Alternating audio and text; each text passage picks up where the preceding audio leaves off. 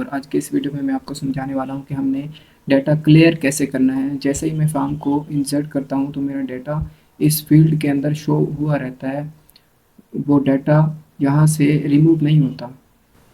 Database के अंदर तो सबमिट हो जाएगा, यहाँ से रिमूव नहीं होता। अब देखिएगा, मैं जैसे ही इस बटन पर क्लिक करूँगा तो मेरा यहाँ पर मैसेज हो जाएगा डाटा इंसर्टेड, और यहाँ से डाटा जो है वो रिमूव नहीं हो रहा, यानी क्लियर नहीं हो रही फील्ड।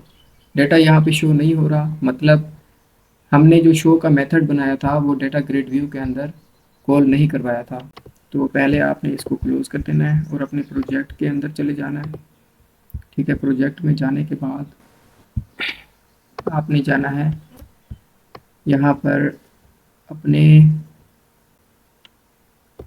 ये जो शो डाटा का हमने मेथड बनाया था इसको कॉपी करना है। कॉपी करने के बाद इंसर्ट वाले क्यूरी के अंदर आपने जाकर पेस्ट कर देना है और सेमीकोलन लगा देना है।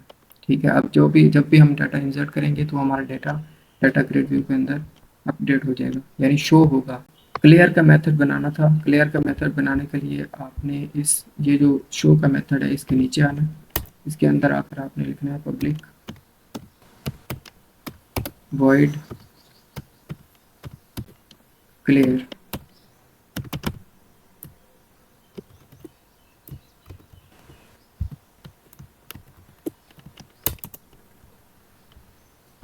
टेक्स्ट बॉक्सेस हमारे पास थे, टेक्स्ट बॉक्स वन से लेकर 4 तक, तो मैंने सबको क्लियर करना है।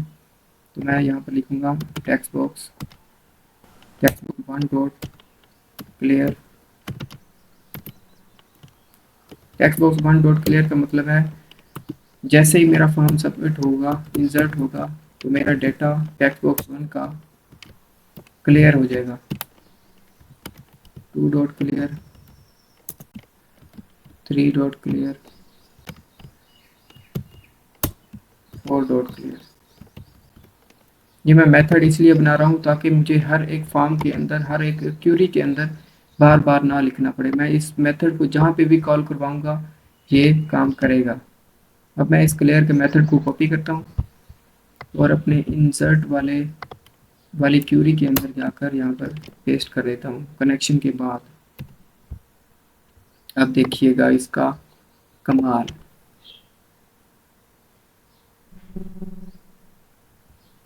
मैं यहाँ पे लिखता हूँ ID 5, नेम अजहर